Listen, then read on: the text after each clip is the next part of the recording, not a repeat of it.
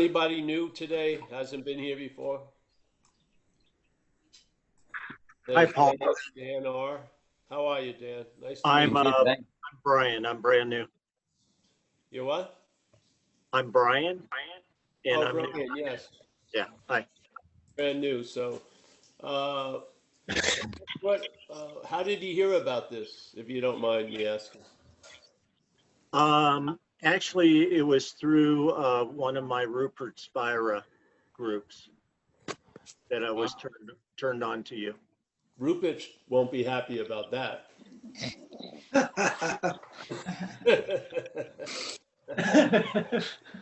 He likes you, Paul. Oh, does he? Yeah. Yeah, he does. I like to have friends in high level.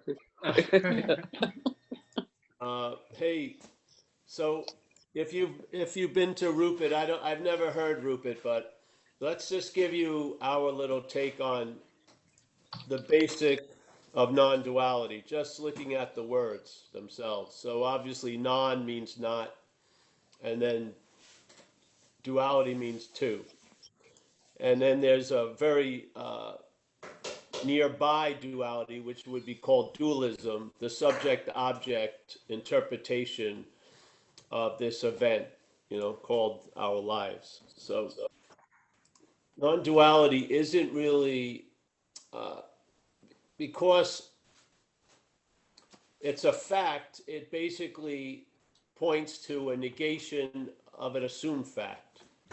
That's why it just doesn't say one, and then it says non-duality. So there's a negation of something else, and then you find out what you are, instead of trying to find out what you are from that something else. So you really find out about the something else, and there isn't a thing to something else. It's an activity that implies a thing.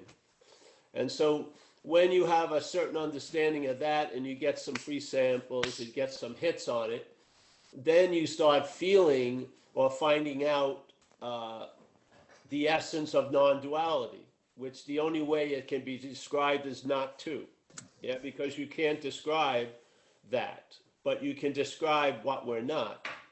So we're attempting to describe what we're not, and the activity that reinforces it, the speed of the activity, the repetition of the activity, the mechanicalness of that activity, and in fact, it has never completed the mission it says it's already done, this is the beautiful relief. It isn't it isn't as you're going to get out of a sense of self. You're going to have a realization you were never in self, yeah, or you have never been self. That's the solution.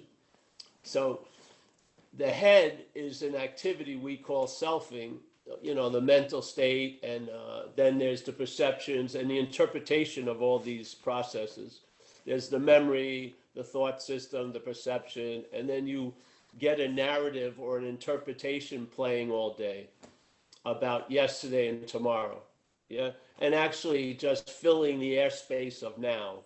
So this activity we call it selfing. So, and the selfing is the act of being identified as self. So the act of being identified is the activity that the mental process is in. But what it does is the act of being identified as self isn't a noun, it's part of the verbing. So it's the act of being identified as self. It's not the act of being identified. It's the act of being identified as self. And so when you're identified as self, the self is perceived or assumed to be already there. So you're never in the act of becoming self. You're always in every other act as self. You see, it's a real trip. Because let's say if we had a choice and we saw a lot of people who got obsessed with this idea of self, and we saw what happened to them, and maybe we would have a desire not to go in that direction. So we would, let's say, hey, how can I break this contract? Because I don't want to be in the act of becoming self. I don't want to arrive there and be a self. I want to be whatever I am, because I've seen too many selves seemingly, and I don't want anything they have. So, okay, you would maybe be able to find a methodology that would stop the becoming of self, because obviously you would be something other than self. Yes, it's not self becoming self, but that's how it's actually. That's how it really actually appears. It's there's a sense of you, and that you is self also. But that sense of you, if it was in the act of becoming self, maybe it would beg off. Maybe it would say, "Hey, can we go another direction?" But the selfing implies you already are one. You see, so you start at a finished process, a product. You don't see the production of it. You look from the product of it, which is the finished product that never ever has happened. So there's an assumption you already are something that you're not. And then what happens with a lot of people, the feeling of being a self gets very, very irritable, restlessness, and discontent. And so there's a seeking, there's a drive to get out of it or get better from it or chill it out. So basically, the only possibility, if we believe we are already a self, is basically to get out of it or improve it or make it a better one.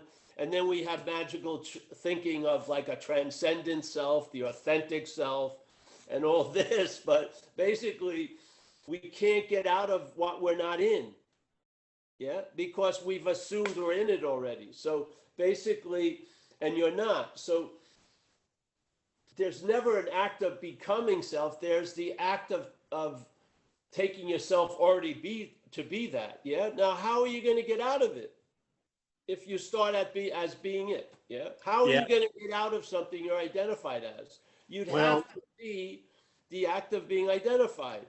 Yeah. You'd Yeah, have to and- see it, and then if you see it a few times, there'll be a sense that, hey, maybe I'm that which is seeing this act of being identified. Yeah. Maybe I'm the seeing of that action. Maybe I'm the seeing of that activity. I'm not what's implied as the seer, the hearer, the feeler, the taster, the smeller. I'm not a noun, but I'm actually the verbing. Yeah, I'm seeing, hearing, feeling, tasting, touching, living, conscious contact. All this always happening at all times. On. And so, all right. So now it works. Yeah. You stop studying what you are from what you're not, and you turn that studying onto what you're not. And you don't need to study much to realize you're not that. It's not a lifelong study program. It has a certain purpose. When it meets that purpose, there's no need to study anymore. Yeah. And what is the purpose? If the purpose is to show you it's failed and to show you you're not that. Yeah. Once that's completed, it's not, you don't take a master's in what you're not. There's no point. Yeah. You get to the point where there's a clarity, I'm not that. Something is convinced. I'm not saying it's the mental stream, but something, maybe you want to call it the innermost, but there's a convincing. Yeah. And they basically study sessions over. You don't have to study it. Yeah. Because now when it arises, you recognize it. Yeah. You've studied the color pattern of the tiger. You've studied the claw, the paw marks. Now you recognize it. You don't have to study the paw marks and the color pattern of the tiger. You see it. Yeah. Yes. So there's no, the studying's over. And the understanding is also, it's not an understanding that constantly begets more understanding. You understand the fact of what you're not. Yeah.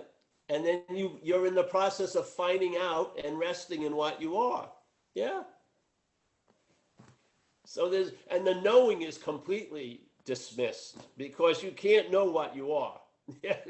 So there's a knowing of what you're not. And then all right, I'm not that. And there you go. The knowing has worked. Yeah.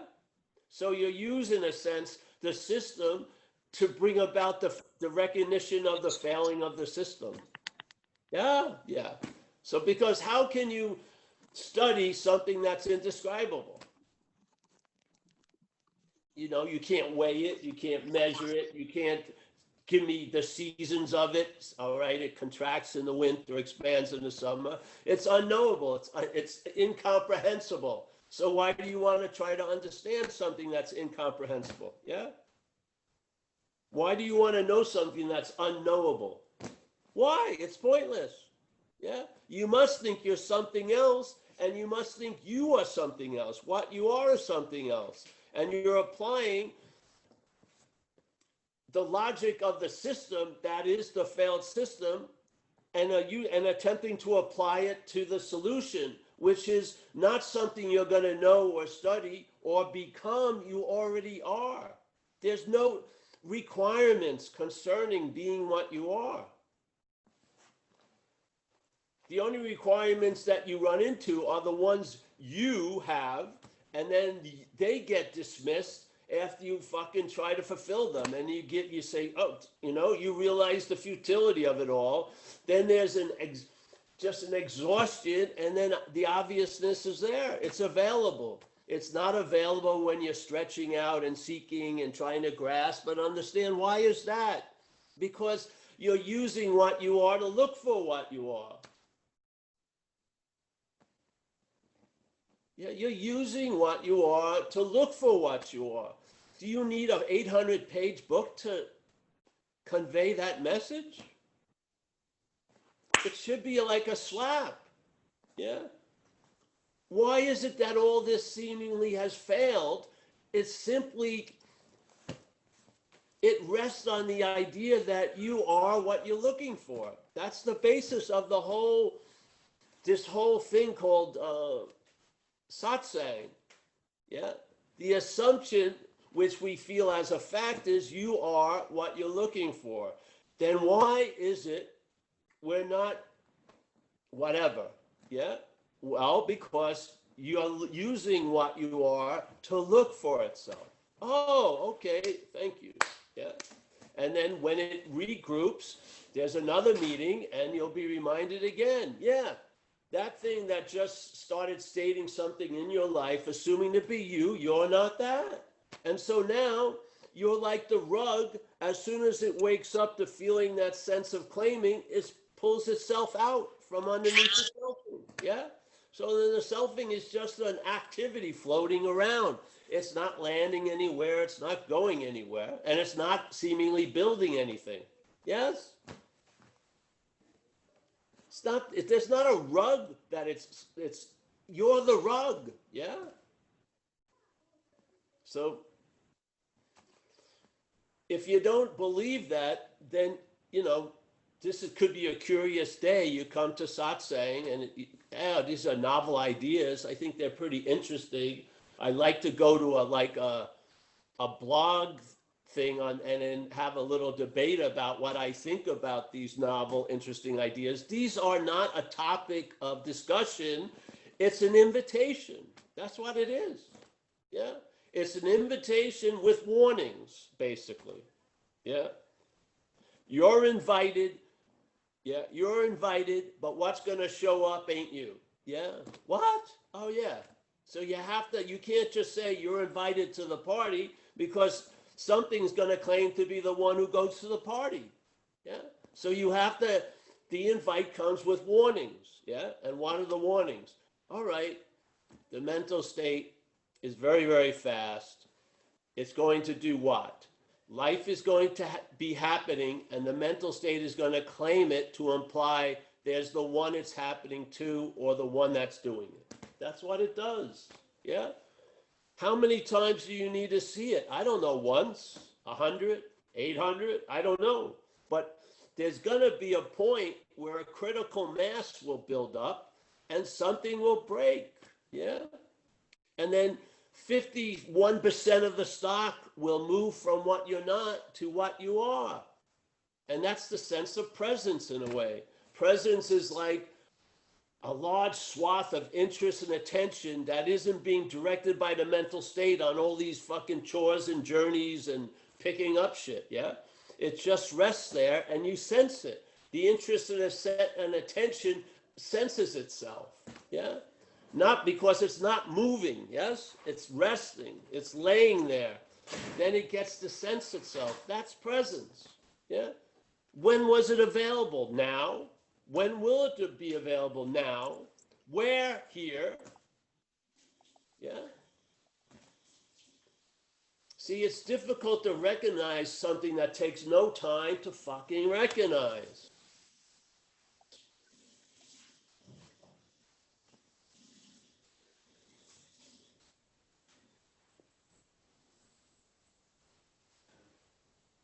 You know, I saw it a lot of different ways, and then all those different ways ended to at a point where they stopped, and then a certain kind of understanding set, and that understanding hasn't changed really in 20 something years. Yeah,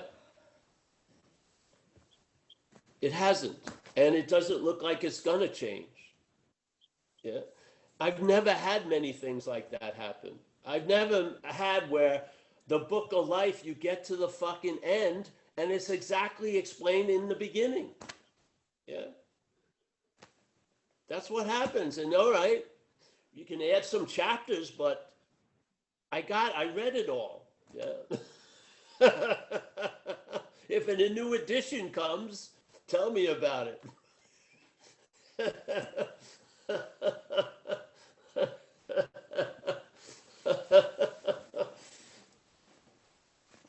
I never had anything in this life like that. Every other answer led to another better improved answer. Yeah. Usually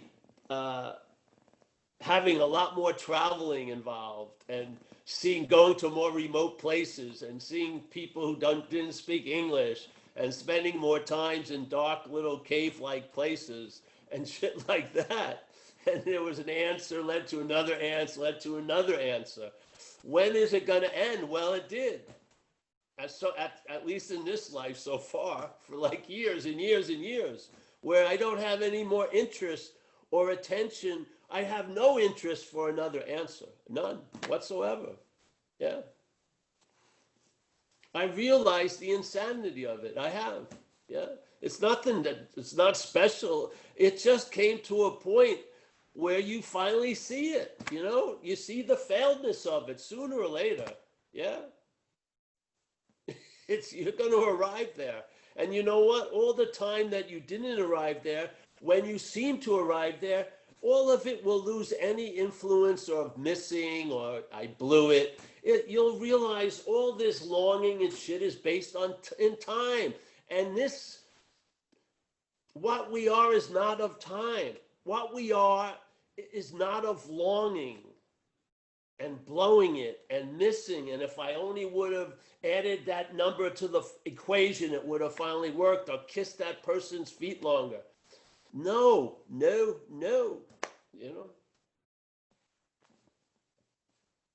It's a loss of interest and a loss of attention. It's not the interest attention that's get lost, but it's bent. It's bent in a self-centered way. And so now it's defeating the purpose you think it has.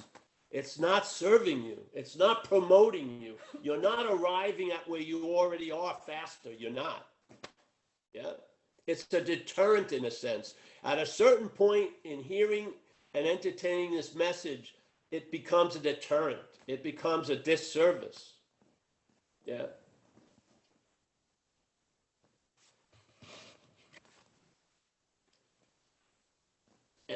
And maybe you got to be on that train for it to end to get to the last, track. Yeah. And hopefully you stop pulling the emergency brake. You realize the train has completely stopped and just get off. Yeah.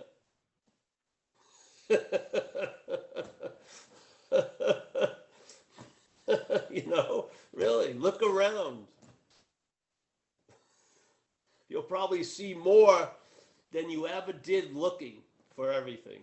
You probably will see more when you than all the looking ever produced. I swear to God, you'll see so much more when the looking is fucking collapsed. Yeah. And it's not even. It's funny when you see it from the old logic. It's seamless when you're seeing it from the new logic. It's just seamlessly perfect. Yeah. I mean, if the premise was true and is true, which I know it is, you are what you're looking for. then all of its demonstrations are seamless. It's just so, it's a beautiful, because your head cannot not make a turn or a bend or a fucking dead end in the road. It can't. You can't be on a road to truth. It'll never arrive. You've got to realize the truth is there is no road. Yeah. I don't know what can be of help, but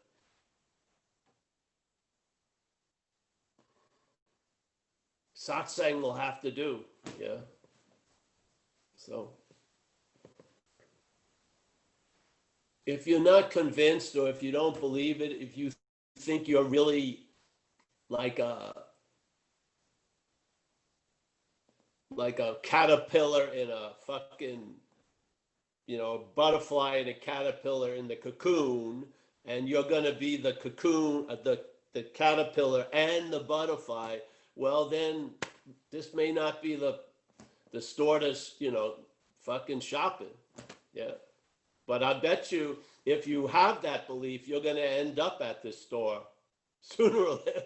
I would say sooner, hopefully, rather than later.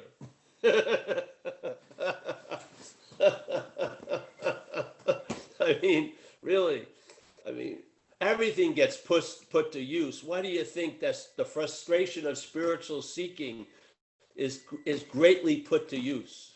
There's no other person that can be more convinced than someone who has sought for 30 years and it has failed them miserably, miserably. They have primed and ready to recognize the futility of it because they seem to have been involved with it for quite a long time. Yeah. And they're so fucking tired of beating themselves up for not doing enough. And I didn't meditate today, so it's going to be a bad day or whatever. And it's just the mental state playing God all fucking day. Now it plays God with meditation. Did you ever, when you were 2 or 3 years old, were you moved to meditate? I don't think so. I don't know. I don't remember that. I don't think I wanted my mother to get me a zazen and fucking hit me with a stick and shit. Yeah. Because you were there completely. Yeah. Now we believe we're not there. And therefore, we have to do a lot of shit to have an experience of being here. But if we don't do this shit, we have the basic old interpretation, we're not here now. Yeah, which is an insane idea. How could you have ever been out of any moment? It's impossible. Yeah. So that whole delusion is just repeated. We believe something that's not true. Let's say we believe we can be out of the moment. Therefore, we become a perfect candidate for spiritual consumerism, really, because somebody or something's going to tell us how to be in the moment. And predicated on belief, I'm out of the moment, I want to get in the moment. But the you that's out of the moment is going to be the same seeming you that's in the moment. And that you, if it got in the moment, is going to get out of the moment, back to the out of the moment, and da-da-da-da-da-da-da-da. That's duality. Yeah, that's it. That's what non-duality is negating. Exactly that. Yeah. Yeah. All right. Well, let's open up the squares. Well, I'll It's ask very strange, having a little orgy. These two people came off the street. They were like Jehovah's Witnesses. They wanted to meet. They wanted, do I know God? I said, no, but come on in. And so they're sitting there now. We gave them some different color clothing instead of the white shirts. It looked a little weird. Yeah, there we go. And then, it's just a strange situation. They can't keep their eyes off of me. I'm getting a little worried there. All right. They came with a dog too. Oh, and they brought a dog also. All right, so anyone, Mike? Anybody want to raise their hand? Nico. Hi, Nico. Nico from Nico from Croatia. Croatia. I You knew it. see, yeah. Hello, everybody. Hello, Paul. How are you? I'm good, Nico. You? Yeah, good. We had some earthquakes here, Oh, wow. so it's little. So it's funny how the biology is working. You know, you have this feeling when you go to sleep, like everything is shaking. It was not in my area. It was not. So it was one big, but it was not the worst. But in some area, one area was really hard. So I wanted to ask you about this. How to put it, about this concept that you are saying, you know, about that there is no pole, you know, it's just polling, you know, there is no self, but and anyway, I mean, maybe it's just a question of words of and understanding, but my experience that, you know, there is no experience and nothing without this centralized principle that is kind of, you know, that is kind of present. So there can be no experience without it, actually, even with animals and babies, and that to have any experience, there is this kind of focus principle that is not kind of separation principle, you know, that is many, not one. And you know what I want to say? Yes. But the thing is, see, there's experiences without anyone having them. Yeah. Yeah, yeah, yeah, yeah. Yeah. So Yeah, there's experiences without anyone having them. But the way the one has them is to remember them. Yeah. But I don't believe, yeah, I'm sure there's millions of unremembered experiences. Yeah. So I don't yeah, believe yeah, that there has to be separation. All there needs to be is the appearance of separation. Yeah. yeah, Because there's no separation. It's an appearance of separation. So when certain, let's say, conditions are entertained, then things happen. But they're all seemingly so. They're appearing to be true to something or to nothing, really. Yeah. So okay, there's yeah, no one that's having an experience, and there's really no real experience. It's a real experience in dreaming. So how real is it? yeah. But in practical sense, you know, like before enlightenment, chopping wood, and after enlightenment, chopping wood. No, you know, that kind of logic. So if I call you Paul, you react. No, I mean you you know what I want to say. Wearing a uniform, then I don't. If it's I didn't get this. Yeah. someone in a uniform, they call me Paul. I say, no, I'm Steve. Okay, okay. This okay, okay. Okay. Yeah, of course. But again, I feel there's a context. So yeah, here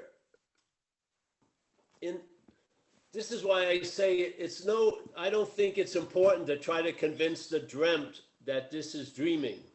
I just think it's important to talk about the dreaming and the dreamt to what's dreaming. Yeah. Yeah, yeah, Yeah. So yeah, there's the yeah, dreamt, and that's just basically allows the idea or the possibility of, let's say, conscious experience, because there's sentience. So I can know something happened as this action figure, Paul. What's fueling that isn't Paul, obviously. It's dreaming. Yeah. yeah, yeah. Okay, okay. No, in sense of, you know, that because the expectation could be then, okay, you know, it actually, like we said, nothing really changes, you know, like you having this quite similar or same life, but you travel lighter, you know. Yeah, So there is something or nothing that you feel it, but it is on no like substantial level that you can yeah. point, or you can. It's nothing. It's really, you don't convince yourself, really, no. No, It's kind of, no, but you're convinced you're not a self, but you don't convince the self, no. yeah. But Okay, there's okay. Thank. just convincing you're not one. I don't know where that's being held, but it's not being held in the mental cabinet, so to speak. For Yeah, sure, yeah, for yeah. sure, yeah. Yeah. But again, Paul as an activity, because there isn't Paul as a noun, it's Pauling. In that activity, Pauling is under the delusion that it's doing and it's making choices and shit like that. Yeah. I don't see why you'd want to try to convince that which is programmed to think that it's individual and in a world of separation and shit like that, and that it has free will, that it doesn't have free will and shit like that. It doesn't make no sense to me. Just like Ramana says in one of the writings, he says a beautiful statement, because everyone always starts asking about free will. So he goes, well, listen, if there's individuality, I would say if there's an appearance of individuality, there will be, in that appearance, there'll be the idea of free will. Yes? Yeah? In other words, Paul, represented as the dreamt, part of Paul's programming is he has free will. Does he have free will? Who cares? I don't know. But he sure thinks he does. Yes?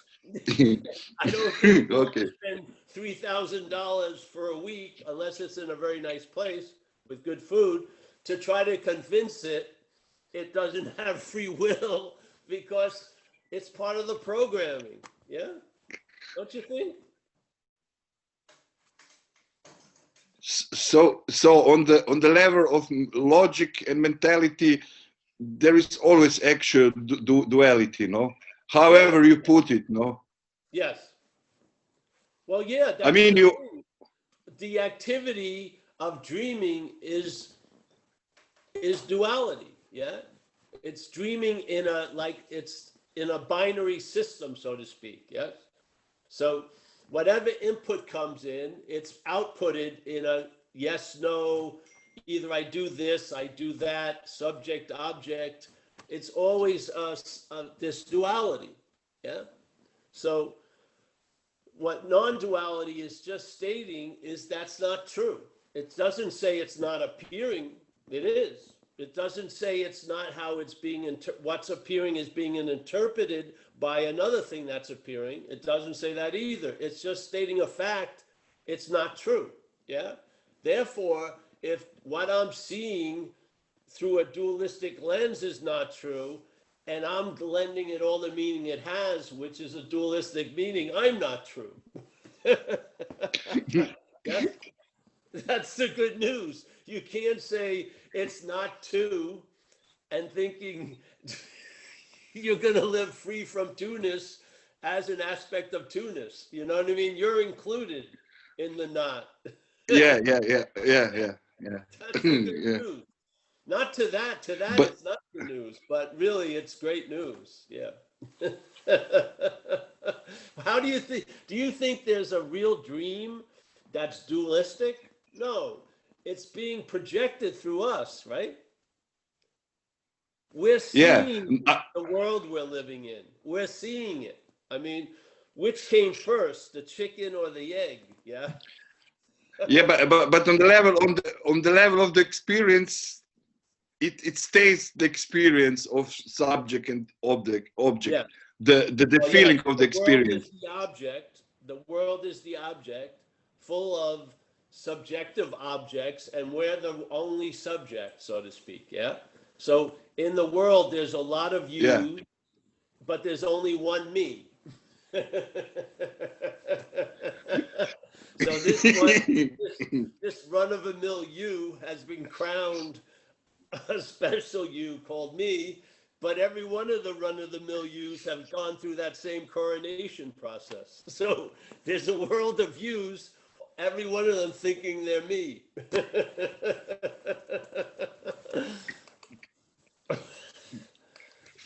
You can see what could happen with that, eh?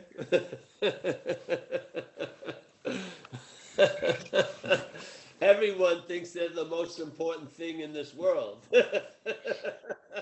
Not as, oh, we're all the most important thing. No, I beg to differ. I'm the most important thing. It's not like a kumbaya, we all start dancing in unity. No, it's not that kind of all important. It's me. I'm the one who's worthy of being thought about all day. I'm the one who people should really, really fucking appreciate. I'm the one, yeah. Don't you see it's all manufactured? Yeah. I see it, but on the level of the experience, it's like it is, no?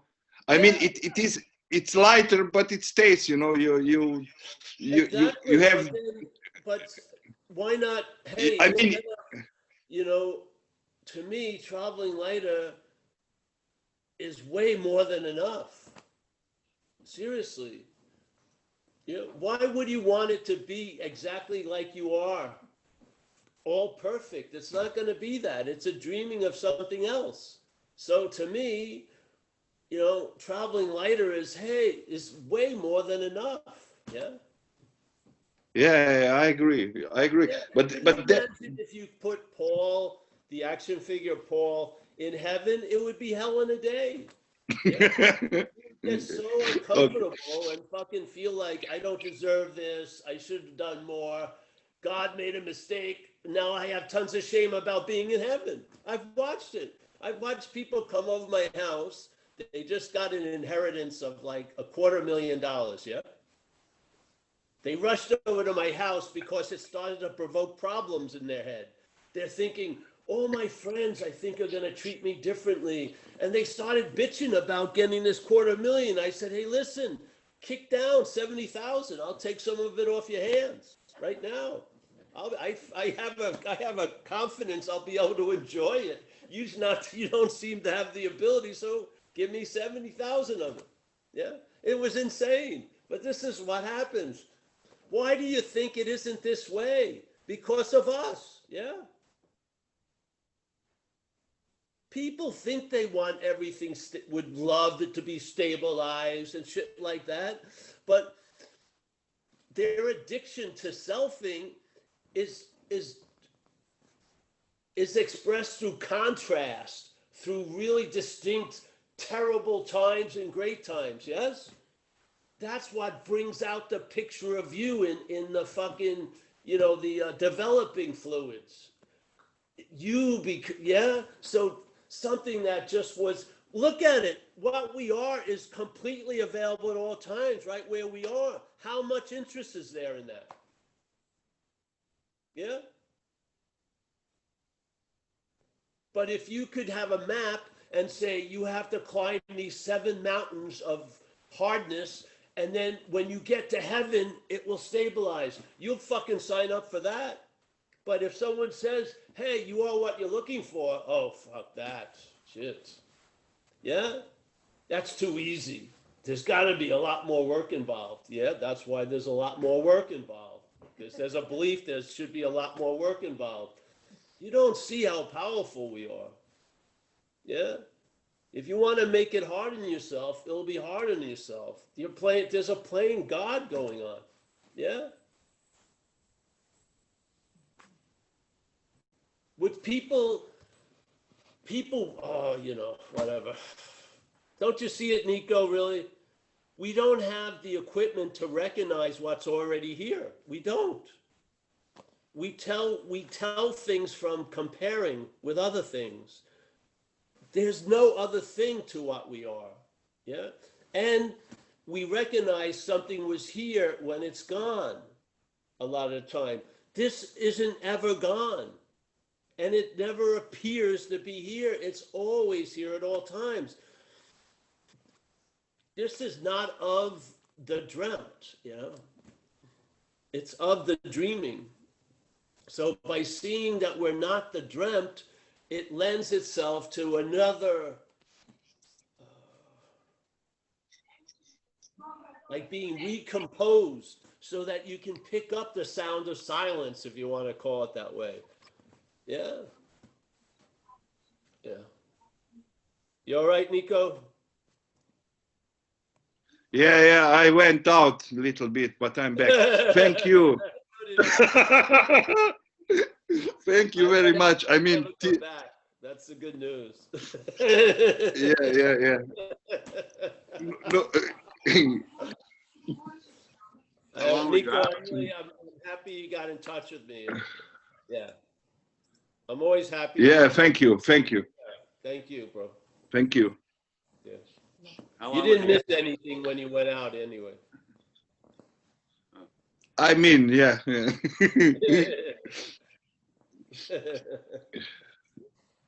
Okay, thanks, Nico. James, you're up. James.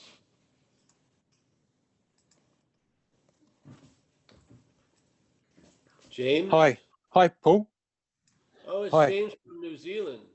That's it. You're Hello. running out, you know, you have a certain quirk. I didn't Oh. tell you when you first came here. Hey, There's hold a on, guys. certain Paul, order of Paul, questions you have, Paul. and you're running out of them. I'm just Paul, letting can you hear know. me? Can you hear me, Yeah. Paul? Yes. Your volume's getting lower and lower, and somebody earlier, I have had my volume up to 80, and now you're even getting lower. Can you hear me now? A little better. Yes. just No, put I it can up. hear, I can hear you, but for like people that can't put their volume up very high, they're not hearing you. All So right. Well, what am I supposed to do with that? I don't know. Is your original sound on? Is that original sound setting on? Yes, I think so. Hold on. I did this on Thursday, so and it happens occasionally. I don't know what the difference is. Yeah, I have the original sound. Okay. It says I don't know that. disconnect audio. We don't want to do that. Okay. Well, thanks for checking. Now, let me see if I'm on the right setting here for the Wi-Fi. Yeah, I am. I can hear him fine, Mike. I know. On So my- somebody earlier mentioned it because her volume couldn't go up very high, and mine is up to 80. So All right. Well, normally I have it down around 40. What? Go ahead. Oh, hi. Yeah, I was going to say, this is this anything to do with not believing in thoughts? No, Okay. it's coming to the idea of not believing there's a thinker. I understand. Yeah, it doesn't. If you're not believing in thoughts, you're going to be busy because there's going to be a lot of thoughts not to believe in. And there'll be someone there not to believe them. Yeah, so why don't you just go to the thinker? Go to the noun. Forget about the verbs. Okay. The verbs will take care of themselves if you take the noun, the imaginary noun, out of the equation. The verbs get along fine. It's the noun that causes disruption. Right.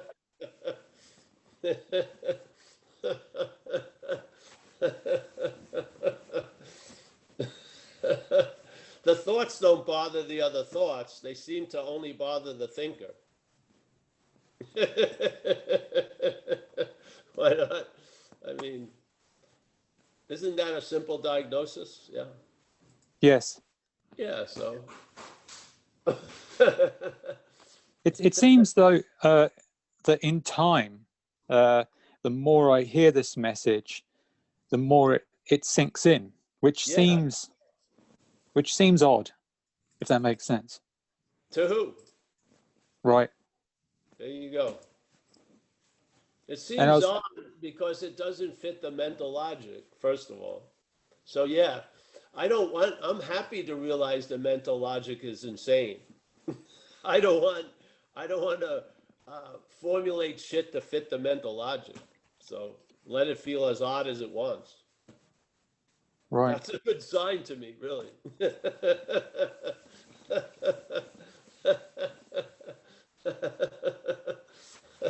Yeah. And I was going to So, say, you know, yeah, something is arising and claiming to be the one who's reacting to this stuff. And it's saying, I'm reacting oddly to it. You're not that. Yeah, you're not that one. You're not the one that's attached to the reaction to something that it's odd. Yeah, this is the selfing. So, all right, something happens, there's a reaction to it. That reaction is claimed to imply it was you that reacted. You've just demonstrated the diagnosis. Yeah. You start seeing that. It's sort of like not leaving like the exam room until you get the X-ray. Yeah. You see the X-ray, and then you see the X-ray. Yeah. Yeah. So you see the selfing, then you see the selfing. You recognize something that wasn't there before. There's a sense, or I don't know how to put it, but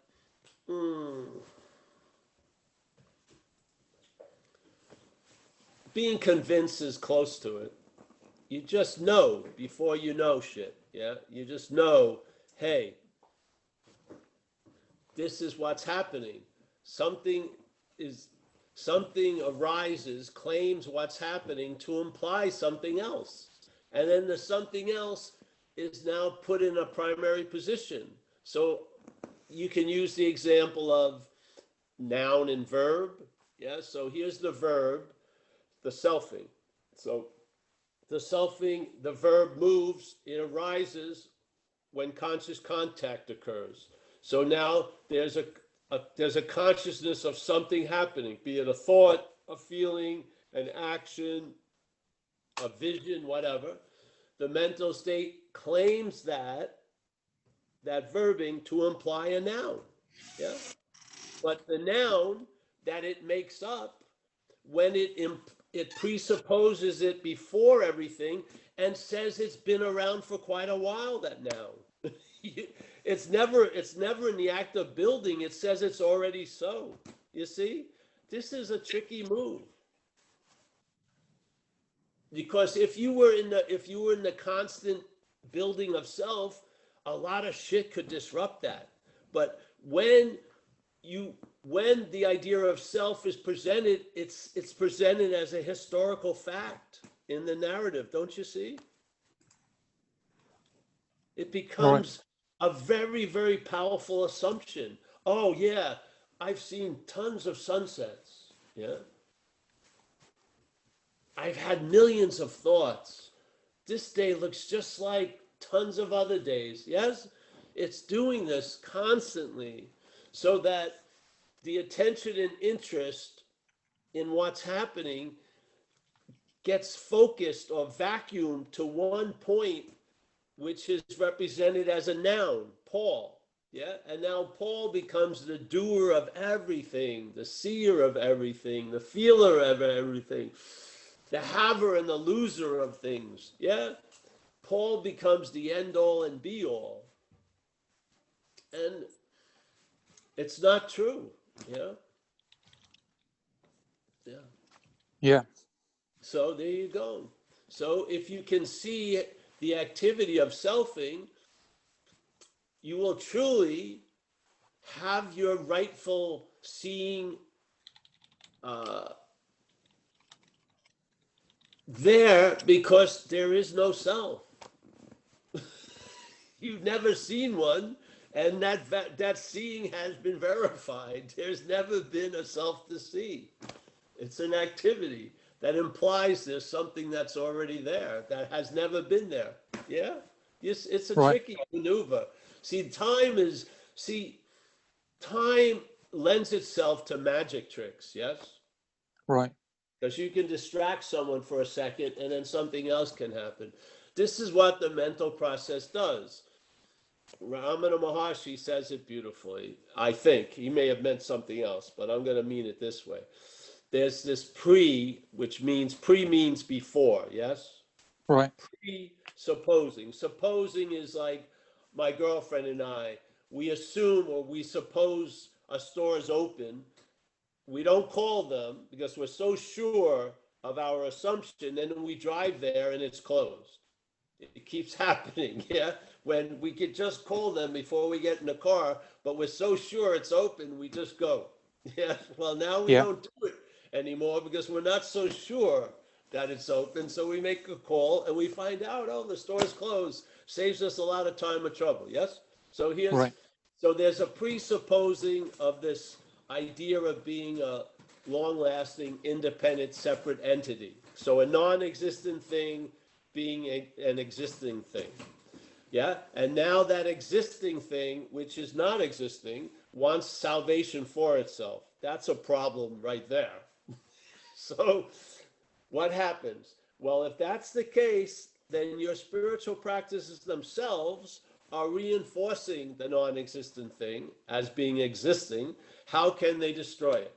This is Right. the logic of non-duality. If you don't understand the first part, you're not going to understand why your spiritual practices aren't really serving you anymore. You won't. You'll be thinking, for 30 years, I've been believing my spiritual practices have been making me better and shit like that. That would be a quick turnaround. But you come to that realization not by reading the second statement, by understanding the first statement, yeah? That Yeah. there's an assumption of something that's not so. That's why practicing as the non-existent thing to get out of the non-existent thing reinforces the non-existent thing. You see? Yeah. So the logic is based on the assumption of non-duality, which is we're not that. Now, I don't see it as an assumption. I see it as a fact. Yeah, it's a fact. When I first heard it, I assumed I maybe had some belief, but I came to know it as a fact. Yeah. In other words, Right. like an unspoken yes. So now it became very clear to me that in most cases, without me knowing it, the things I was doing to get out of me was reinforcing the me I wanted to get out of. Yeah. I'm a happy customer of the message of non-duality. Yeah. I see the appropriateness of it. I see it fits me perfectly. All right, there you go. Yeah. Right. Yeah. Because well, one thing that resonates a lot is when you talk about being a Toyota. Yes. For some reason, that really resonates, and it really I can see it impacts the way that I make decisions. Sometimes it seems simpler, if that makes Oh, sense. yes, for sure. Because you think you're a chariot of the gods or something. That's a lot of pressure on a Toyota to be taken to be a chariot of the gods. Yeah. But it's just small. I just noticed small things, small little differences. It's an idea arises, and then I just go with it. Yeah, Like that's pretty cool. like this meeting. It's like, oh, I want to join this meeting, so I'm here. It's not like Yes. a story around it as such, if that makes sense. Yes, it does. Like this isn't like thinking about going on a retreat, I hope. It's just, hey, go to Zoom, sit, see what happens, and then after a few weeks, maybe you notice that you're not taking yourself so seriously anymore. Hey, you're onto something. What would I suggest? Keep coming back to the squares. I until you understand. know. Yeah. And may I ask, I didn't hear your answer to Nico just a moment ago, but he asked you, when you're called Paul and you respond, it can seem to me that when someone says, hey, James, that there's a visceral impact of there being a person here that responds. I didn't hear your... Yeah, that's the magic trick. See, there's a response, but the response is claimed, and now you say you respond. So that's mental dialogue. It's like a mental programming. That's what it does. There's a response, but the way we speak of it is, it was my response. Who says it was your response? It was a response. Yeah. Yeah. Like, and that's why we have a dog here. The dog responds to Lola, food, no. So it must think all of it, it has all these names. There's responding, but it has no idea that it's Lola or that it's a dog responding. It doesn't. I understand. So it's like a Yeah. programmed It's response. just a response. So our programming is a little different. We have a self-centered programming, which probably the programming of this dog isn't a self-centered programming. Yeah, it's a food-centered programming, basically. Yeah, so.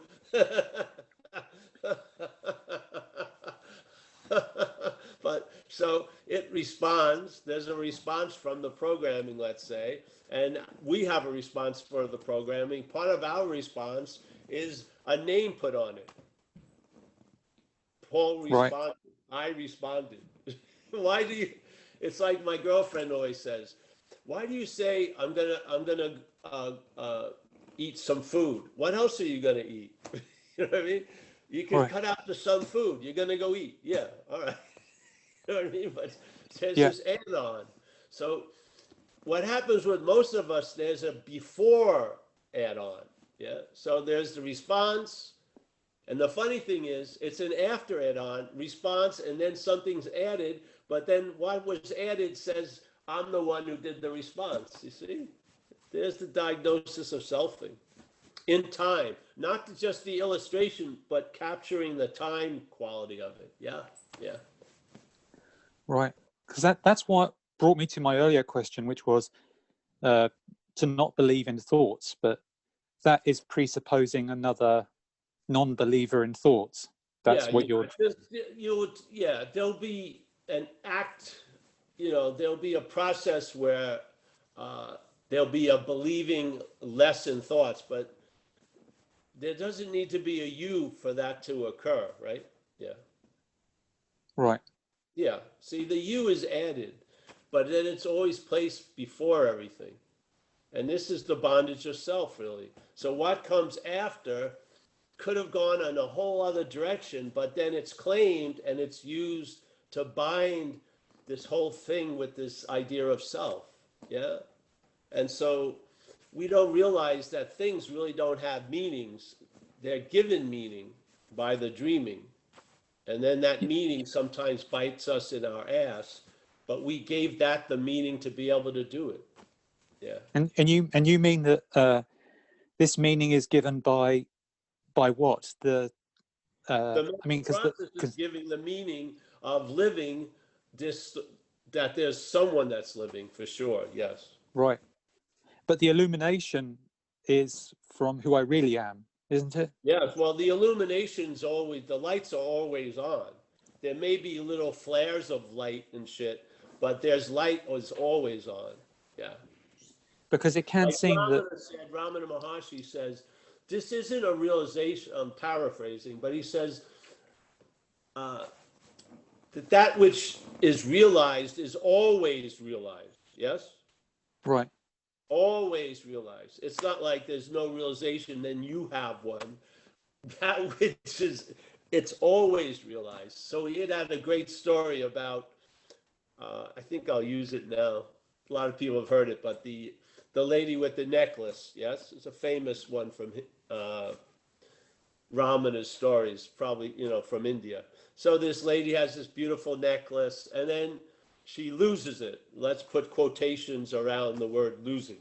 She loses it, and she gets really bummed out and depressed. She really loved that necklace, and she even loves it more now that it seems to be lost. This is very important, yeah. All right, so now she starts bitching to a lot of people. I've lost my necklace. I don't feel like going out. I lost my necklace. I don't feel like eating. I lost my, everything is now because she lost the necklace. So her friends, she asked them to help her find it. So they are looking around and they're looking at people like a spiritual yellow pages, and they find someone who supposedly has found the necklace and can show you how to find the necklace. So they start going to the meetings, and then there's these intensives, how to really find the necklace, and you pay money, and they're going on and on and on, looking, and finding it. They're having friendships, and they're getting some sense of connectedness because they all have the single purpose looking for her necklace. And then someone comes and sees her and says, she starts bemoaning the fact she lost the necklace. And the person says, well, why don't you feel around your neck? So the lady goes, oh, I did that tons of times. She says, well, why don't you feel around? She feels around the neck and there's the necklace. Yeah. So now she, quote unquote, has found the necklace. So she gets blissed out. I found a thing I've lost and shit. But she never really found it because it was never lost. It had always been there. Yes? Right. Yes. So there you go. Because But what, when she yeah. felt like she lost it, this is the dreaming aspect, because it wasn't a fact, she didn't lose it, but the fact that she made up was being completely bummed out that she lost it. Was that being bummed out factual? No, because she hadn't lost it, but it was seemingly factual to her. She was completely bummed out, even though the necklace was there for months. Yeah, and then when she supposedly found the necklace, she got blissed out. This is dreaming. You don't see it. She thinks the being blissed out was because she found the necklace, but she never lost the necklace. And she thought the being bummed out was based on losing the necklace, and she never lost the necklace. So what is that but dreaming? Yeah.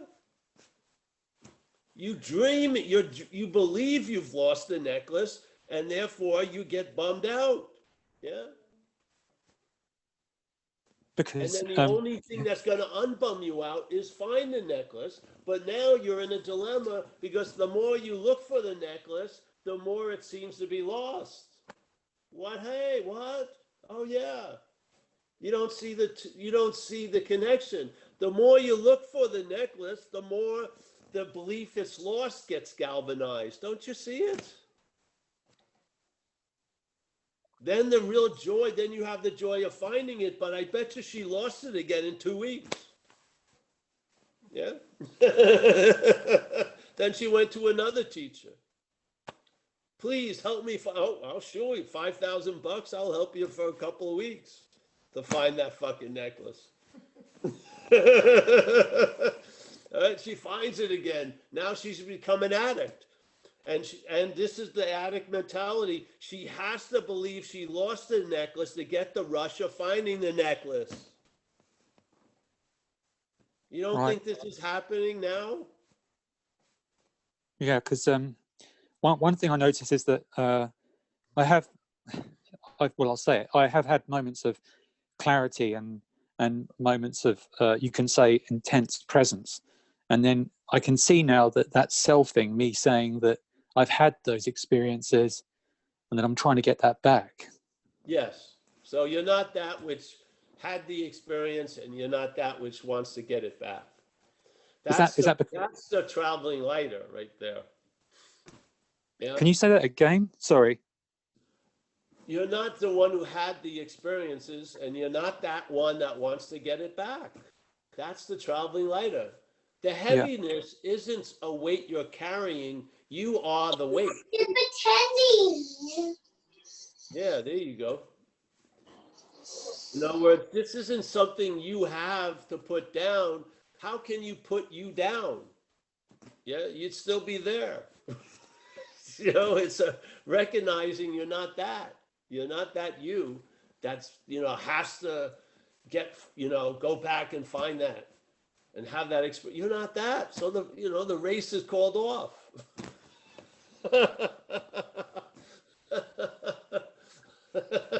That's the traveling lighter. Like, what you get freed from is the need to be liberated. You're not that which needs to be liberated. Yeah. I think why would you forget the incessant liberation to have the experience of getting liberated? That's what people are in. Their addiction is an experience. So they have to deny the basic state to experience the basic state. They do. They've got to make it something else to have it. So the head does. Right. We are the act of obscuring. You see, like Saint Francis said, what's looking is what you are looking for. Yeah. Right. So if you just see you're not the you that's looking for, what do you find out? What's looking? Yeah. That's what you find out. And then you realize the insanity of a you looking for it. The mental process will keep mechanically producing the you wanting to look for what's looking. It will. And will that ever end? And in some cases, that is going to end. And now you won't be looking for what can't be found. That will end, that activity. It won't, the mechanical won't even try it anymore. It will just be finished because. So, I mean, I've heard it as an analogy, but it's like a spinning wheel, and it has to carry on spinning for a while. Is that it? You know, Yeah, like it the has act of. momentum. He has momentum in time, sure. Let's say dreaming is like how many breaths? 90 years, you know, the action figure will be the point of narration, and it passes away. Yeah. Right. I mean, it can't really, it's not like a long stain that's left. It's just, it basically comes and goes. Yeah. Right. Yeah. What is it that's here? It's not you that comes and goes, that's for sure. Well, it is in a way, but it's not you as the inherent, long-lasting, independent, separate thing. Yeah. All right, bro. I'm going to move to the next I one. know. I'm happy to have you. Thank you very much. Thank you very much, Paul. Yes, you burned through your quota of questions till I understand. Thank you very much. 2021. All right. Yeah. Yeah. Okay. I'm kidding, Thanks. but I'm not really. Okay. Yes. Thanks, James. And Ben is up next. Ben. Hey, Paul. I hope I haven't tortured Mike too much in the chat, but it's a little bit maybe a shift of gears, and maybe not though. So the question is awareness actually ever separate from what it perceives, whether the body, the mental state, or anything else? And if it is separate, then yeah, we can call into question what one is and what one is not. But to me, the intuition, the feeling is that there is no actual separation. And so can we actually distinguish between what we are, what one is, and what one is not? No.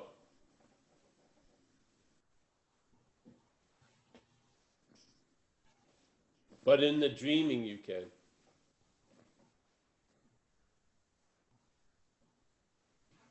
That's pretty far out. I don't know. Just me. There you go. All right. Right on. Thanks, Paul. Thanks, Mike.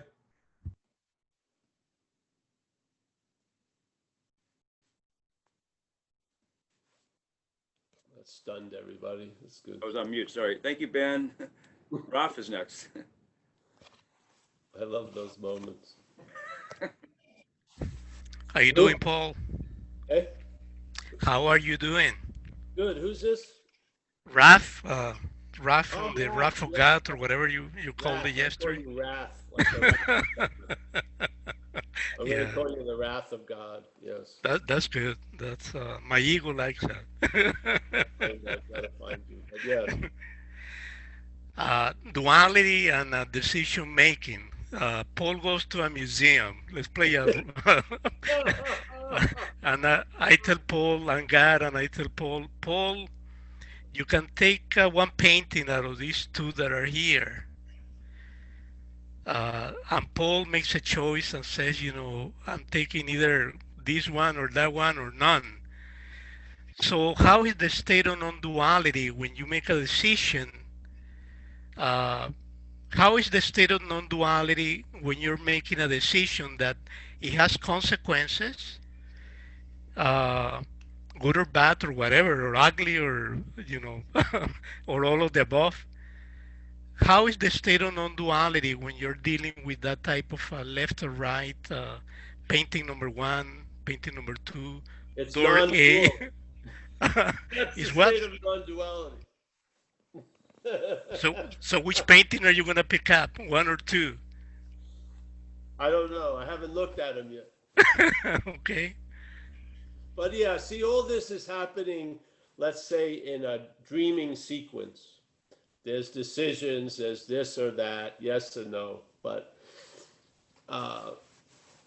let's say it's, and then there's there's a context. Let's call that the indescribable, the unknowing, the unknown, the void of the void, the empty of the empty. And then in this context, there's an appearance of all this movement going on. Yeah, things happening, then not happening, all this and all that. So they're not in conflict with each other. One is appearing in the other. Yeah, the context is what would be inferred as the of non-duality. Yeah. The dreaming would be in the, let's say, the programming of duality. So in duality, there's a feeling of, there's decisions. Is there anyone making the decision? No, but there's decisions. Yeah. There's leaning this way or that way because there's time and space. All this is happening, but there's no one it's happening to. Yeah. That's all.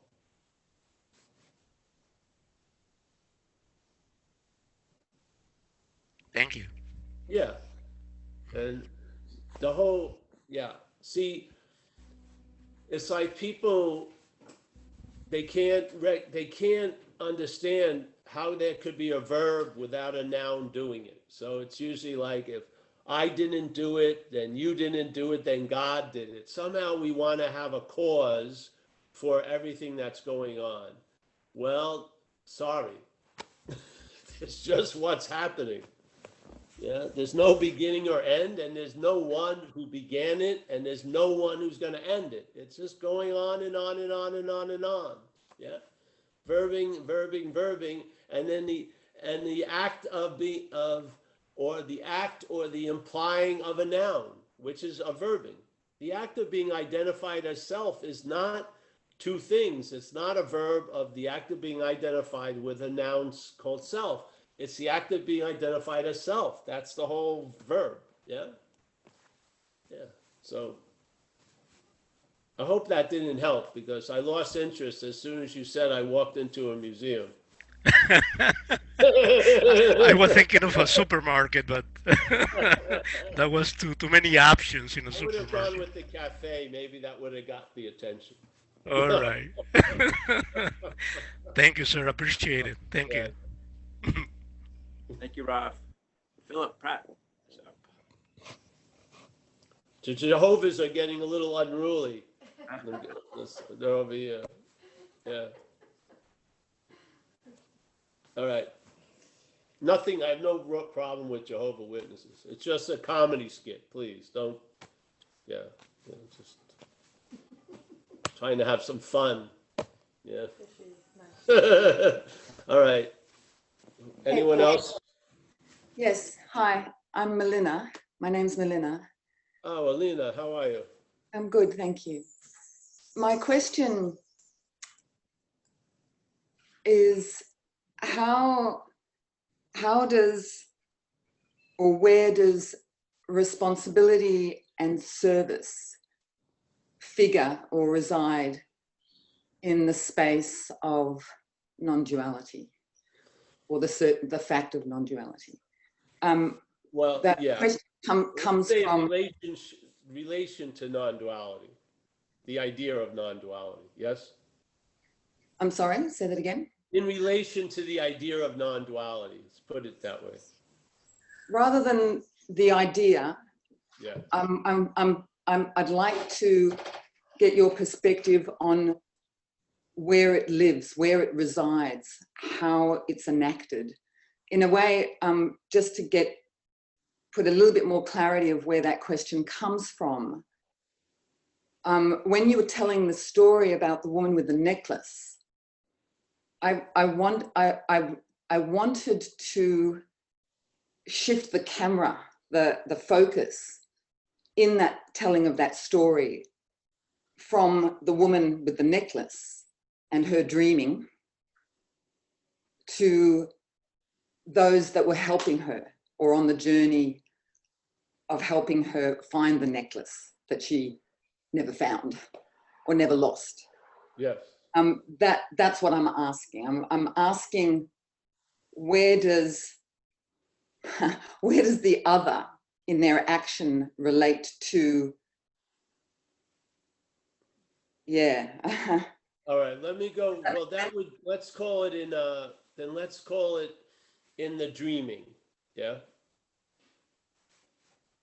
So let's say in the dreaming, there's other people and all these things, and other people have a role in actions of other people. Yes. So you said responsibility and service. Yes. Okay. So my experience of service, the strongest one and the most consistent one was in recovery, the program of recovery. So when the service is part of the three-sided triangle of recovery: service, unity, and recovery. So service is very, very important, really based on the problem, which people who are real addicts and alcoholics are extremely obsessed with this idea of self, or there's a very amplified obsession with self. So in the beginning, those people do service to bring themselves out of the ass of self. And when they're out of the ass of self, they basically describe very similar experiences, which is they feel like they're available finally, like they're here, and that in that they sense a presence. All right, so here you go. So what happens is you go through a lot of those experiences, and then one time you have the experience and you have that sense of presence, and then you start from there, and you are that presence. And the nature of you is you're available, not the condition based on effort and thought, but the nature of you being present is being available. And if I'm present and I'm available, I am of service. See? Yes. You have to show up. All right. You have to show up. Service one. And then what was the other? Responsibility. Oh, the responsibility. All right. So if you are recovered or in recovery, when I was young, I felt quite responsible for a lot of shit I had nothing to do with. Like when I walked into my first grade class, and someone yawned, I thought it was because I was boring. Yeah. So I felt I was responsible for everyone's reaction. Yeah. And then when my father got very ill at the same year, when I was 6, my mother talked to me and said, hey, your dad's not going to be able to take you and play ball with you and shit like that. And they brought the family doctor, and he explained to me why my father's gotten very ill and so on and so forth. But I understood that intellectually, but how I felt was, what did I do to cause my father not to want to play with me? So I had an inordinate sense of responsibility that was causing me a very, very irritable, restless, discontent state. So my drive when I started using and drinking was to become as irresponsible as possible and to be such a fucking knucklehead that no one would put much responsibility on, even to show up at weddings. They wouldn't expect me to do fucking anything. So in a weird way, I was successful, but obviously I wasn't. I entered recovery, and one of the first big waves of recovery is seeing your role in things. All right, so now I had to become responsible for all this shit I've been trying to become unresponsible for. So I have to do an inventory, and I get to see my role in things by looking at 3 aspects: resentments, fears, and harming other people in the pursuit of what I want. Now, how I see that is a very non-dual way. I see the inventory process as an inventory of self's manifestations in my life, not my manifestations. So if you are in the program, look at page 64 in the third paragraph. I think it's the second sentence. This is one of the ways to look at the inventory, which is a pure non-duality way, in a sense, which is being convinced that self, manifested in various ways, is what has defeated us. Obviously, us ain't self, yes? And self ain't us. So now, something that's not me has defeated me in this life. I am now going to do the inventory to see how it defeated me, not how I defeated me. That would be me identified as it, which I'm not. Yeah? So now I see self as a foreign pathogen or a parasitical movement. Okay? So now I take responsibility. I look at, I'm doing the inventory, and I'm seemingly, people think they're going to look at their role in things. When you look at your role in things, you're going to see self's role in things. You're going to see it in your life, hopefully. And hopefully you'll have an understanding that it may not be you. And that's really the beginning of the possibility of being free from the bondage of self, because the bondage of self is an act of being identified as self. That is the bondage of self. It has a lot of different curlicues and a lot of different ways it can express, but the basis is an identification as what you're not. All right? Okay, so now here I am. I've entertained these ideas. I have a little dog. My dog goes to the neighbor's lawn, shits on it. The neighbor calls me up, tells me the dog's been shitting on it quite a lot, and I want to come over. So I go over to the house. I clean up the shit.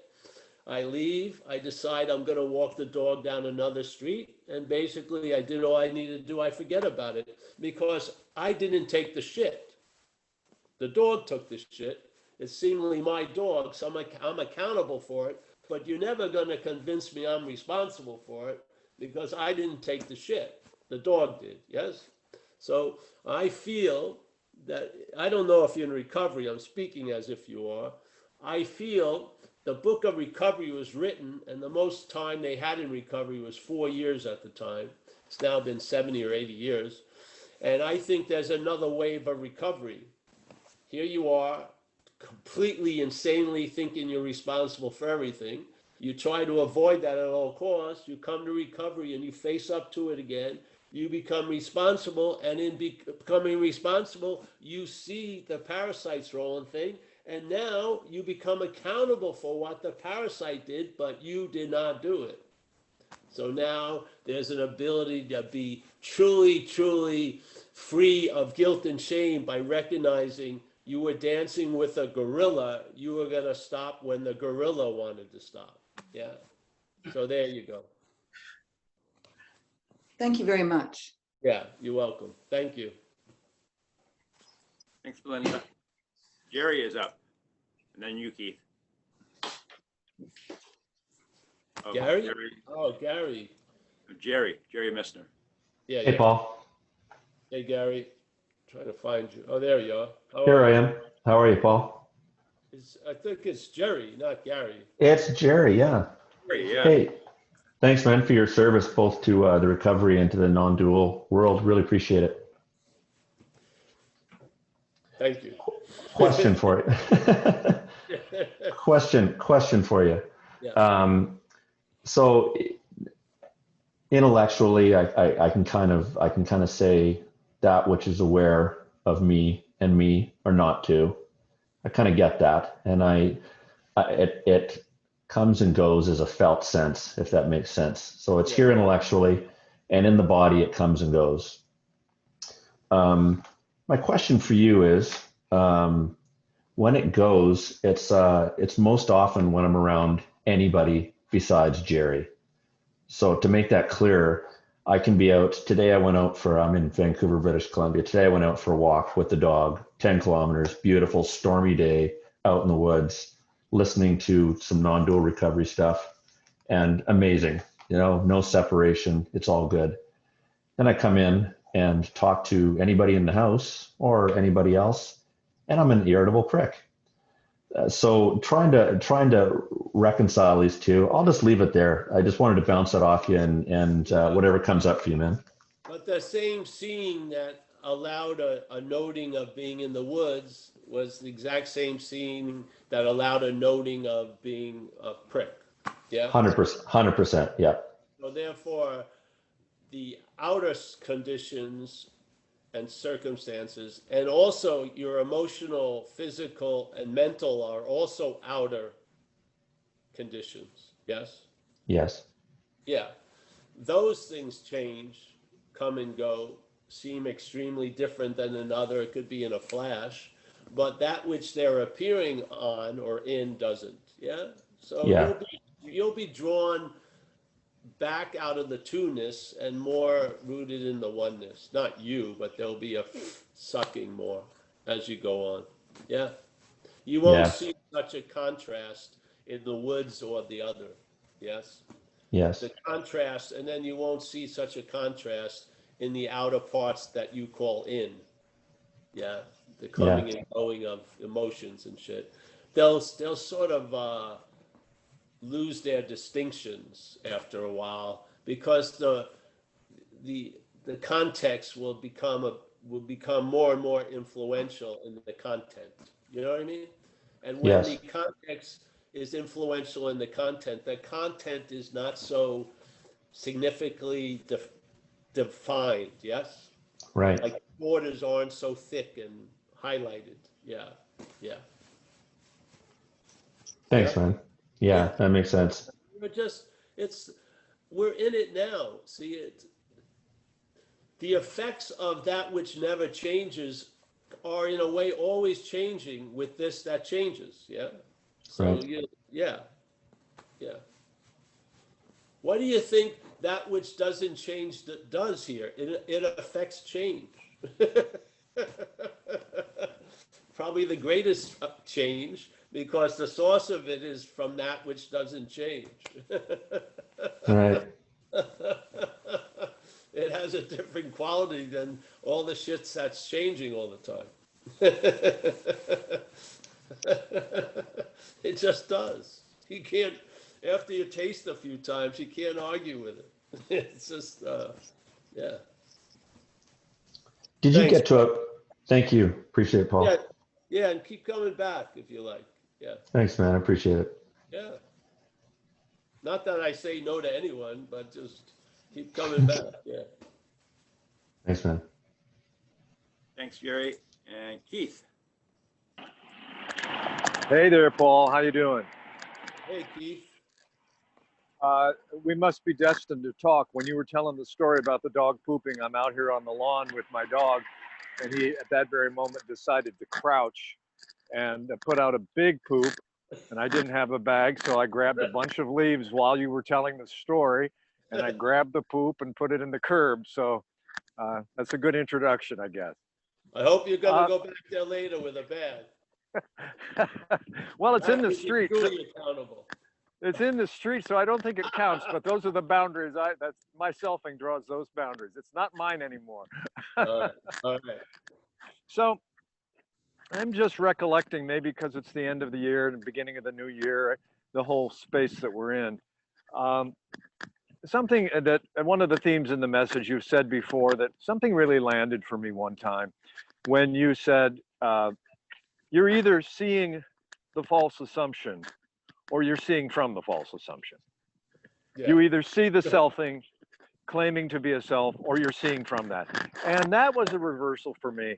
And what it clarified for me was I came to this message with a very clear realization that all of my prior seeking using skillful means, Vipassana meditation retreats as long as the ones you've been on, and all of it, all the skillful means. Oh, I saw through that. I saw how that was reinforcing the idea of a self trying to get out of self. What I didn't realize until it hit me was I was also using the sense of an I was using the non-duality message as the same thing. That was the last stop on a certain kind of journey. I'm going to use a sense of I is going to use the message, aha, this time, finally. And there was the realization that if I don't see the false assumption in that, I'm seeing from the false assumption. So anyway, there's been a reversal. It's not like a permanent anything. It was just less time identified as, you know, what I am looking for myself. Good. And the traveling lighter, it really does go with, you know, attention and interest fall away from these subjects. But there is so much of interest to be attentive to in this world that never approaches the damn spirituality section of the bookstore. I mean, I'll always love those books, but I've given most of them away. I literally don't.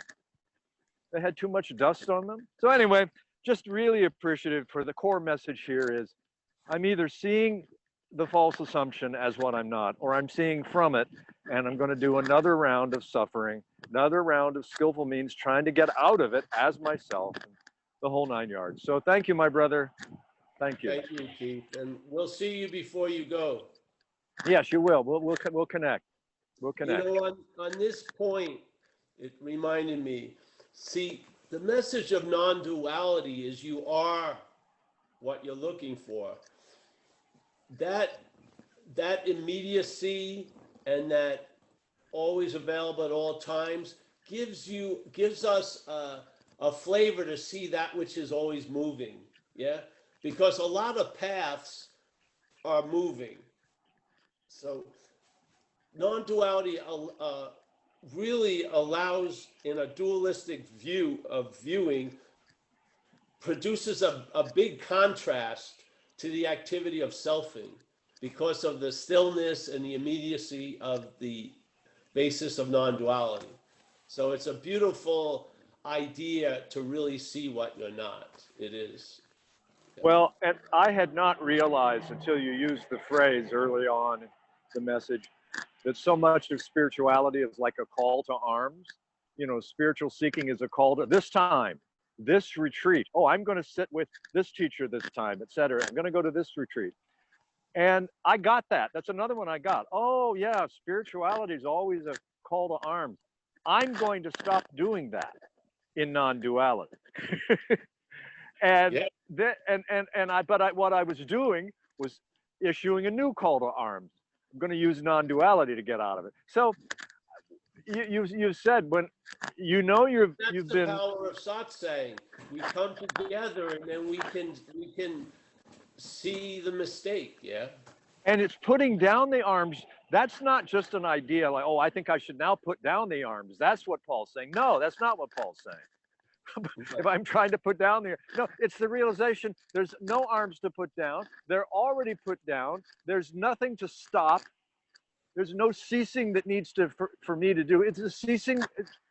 It just stops on its own. And when that happens, you feel it. You know that you've often said the pray for the ability to be convinced. If I could just say that to everybody listening to, pray or hope for or seek the capacity to be convinced of this. And whatever that means to you, it's very alive for me, the idea of this being convinced. And no, it's not a self that's convinced. It's just, but it's a convincing about the illusion of the self. Yes. So find a way to be convinced in a way that's not just a head trip. But anyway, well, don't try to do it either. Paul Hedderman will assure you to be convinced. You may be poorer, but you'll be convinced. Oh, that there's no you that's poorer. Yeah. Okay, my man. Yeah, Hey, bro. Guys, we could add on to that this quote unquote service aspect. Be willing to see others as that. So, like Paul, when you're always saying, you know, you're not talking to the named you in the crowd. You're talking to what we are. Yeah. That's what we do as any one of us. Right? That's the so-called service, because otherwise you're trying to be responsible, pick up your own poop, and you're not of service to the dog, you're not of service to the neighbor. So both angles of prayer and the service fit in. Well, being in recovery, you know, the responsibility is very important, and it can be sort of like a sacred cow, and a lot of things can be seen from that as a threat, yeah, when it isn't. So the idea of accountability is part of a process. There's overly responsible, trying to avoid all responsibility, coming to terms with your role in things, seeing something else's role in things in your role in things. Yes? Copying the responsibility, but leading to a sense of accountability, which allows a lot of room, not burdened with guilt and shame based on you were the doer of a lot of that behavior when you were driven to do it. Yeah. So it's of time, it's an activity here. And there is another aspect after taking responsibility. Yeah, when you see self's role in things, what we call self, and then you're in another state of accountability, and you're actually, it really is a remedy to the constant referring back to guilt and shame based on being the doer of shit. Yeah. Of 40 years ago, you know, it's amazing. So, yeah.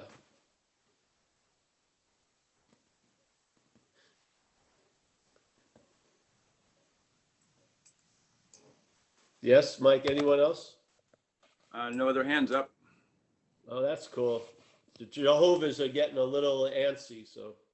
Do they want to come on? No, no. Let's keep them right where they are. Let's say hello to everyone and goodbye and happy whatever it is. New Year. See, but there's never anything new in non-duality, thank God. So, all right, we got Mike. He's the platform keeper. Yeah, plays a very important role, and he's a good friend of ours. We got Drew Monk. Yes, Draw Monk. It should be an anime or something with that name. Draw Monk. We got Susan. Susan has resurrected. It's nice to see her, and she's above her. The chin is above the water. That's pretty good. Yes. Malcolm, thank you so much for the your lavish support of Zen Bitch Slap. Yeah. I'm probably going to start looking like I have better clothes the next few shares. Yeah. We got Dan R. Hey, welcome, Dan. I hope if I never see you again, good luck. And if not, I'll be happy to see you again. Thank you, man. Yeah. We got Donna. Donna has made a guest appearance. Yeah. Yeah, Donna. Donna is my hairstylist when I go on tour to Toronto. But that's not happening now. Nice to see you, Paul. Perfecting apple pies and shit. Yeah, that's all right, Donna. Nice to see you. I hope all is well. Beautiful artist, folks. We got Joseph in France, somewhere in France. Nice to see you, Joseph. Yep. We got Walter somewhere in Amsterdam. No, in the Netherlands. I don't know if it's in Amsterdam. In the Netherlands. We got Glenda. Well, I know where she is. She's in my homeland, my family's homeland, Ireland. Nice to see you, Glenda. I guess it was easy, the O'Driscoll. Yeah, the O'Driscoll. So it makes it easy. We got Zlatko, originally from Yugoslavia, but now he's a man without a country. It's okay. You have a place to visit at 828 Wilmac Avenue. See, we got Stefan. Nice to see you. We got Jacob and someone else. Nice. Emmett. That's Emmett. Emmett. Evan? Emmett. Evan, nice to meet you. We got Natalie. Natalie's hiding out in Costa Rica somewhere. Try not to get arrested, honey, down there. Rob, nice to see you, Rob. We got Roman from Germany. Hey, Roman. James from New Zealand. We got Philip is from Brisbane. Nice to see you. And Philip, there's another person there. Another Brisbaneite, I guess. Nice to see you. Yes. We got Suzanne. Matt M. Nice to see you, Suzanne. Raven from British Columbia. Tariq, where are you from, Tariq? In Egypt? Yes, Tariq is in Egypt, fucking far out. Chris, nice to see you. We got Robert, another Kiwi. He's the first Hi, Kiwi. Paul. Yes. You're always going to be number one in the Zoom. Robert. Yeah, always, Paul. Always. We got Johannes, one of my main men from Germany. Nico. Nico's Croatia. They don't have the electrics. The electric is out. He's got no lights there. He's experiencing the darkness. Yes. Norman. Nice to see you, Norman. And another friend from Germany. Gary is the man without a corner. He's the man who came from a corner. Nice to see you, Gary. The farm's well? Yeah. The ranch, the farm, whatever. All's well. All right, good. Good to see you. Judith, say hello to your wife, Gary. Will do. We got Judith here. Pleasure in Hawaii. We got Thank you so much, Paul. Thank you so very much. Oh, you're welcome, honey. Thank you for your lovely presence, baby. Thank you. You are lovely. I find a great support in it. So yeah, it's good. Thank you. You're welcome. We got Sagar Shukla. I don't know where he's from. We got Judy. Nice to see you, Judy. We got Yariv. Nice to see you, Yariv. Hey, Yariv, I think we're going to have people over the next few days. We'll, I'll tell Mike, and Mike can tell you. Yeah? Great. I look forward to it. Good. We got John K. Always a pleasure, John. Yes? All sinking in? Yes, it's wonderful. Wonderful, wonderful. Great, great. Chris, as always, inside. Unusual conditions for him. Inside today. We got Nina. Nina, thanks for all the support, buddy. Yes, pleasure. We got Macaulay. Nice to see you, Macaulay. Yeah. We got Helen. Always a pleasure, Helen. I love to see you traveling lighter, babe. I really do. You've got a place in my heart, Helen. Yeah. Yes. Hank. Nice to see you, Hank. Another man from Amsterdam. Yes. We got Mickey, the matriarch of Madera, California. Always a pleasure. Yeah. We got Steve. Nice to see you there, Steve. We got Emmanuel from Spain. Where in Spain are you from, Emmanuel? I'm in the north of Spain, in Pamplona. Oh, the north of Spain. All right, great. Nice to see you. Thanks for coming along with us. Thanks, Paul. Nice to see you too. Nice to see you, David, over there. We got Julie.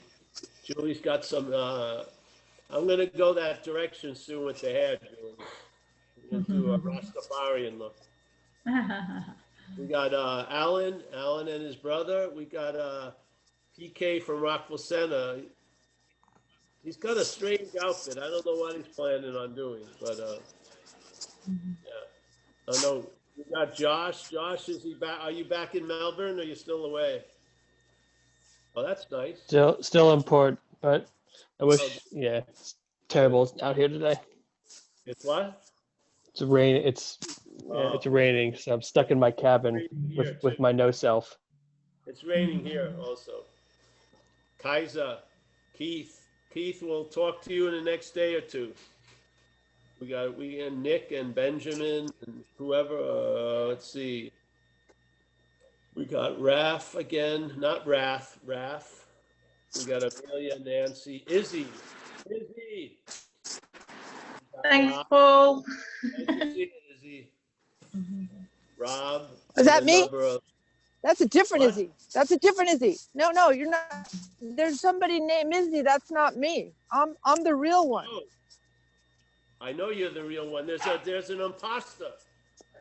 No, I'm the real Izzy. All right. Thank okay. God. Okay. I'll let her have that. All right. I guess there is I'm two. happy that's. Okay. Okay. See All ya. right, I'm gonna see everybody. And listen, we'll be back on, it's the same Zoom link now for the recovery and the non-duality, the same one. So just, I'll see you guys this week, I hope. Thanks. See you, Mike. Thank you. Thank you, Paul. Thank Yes. you. Thanks, Paul.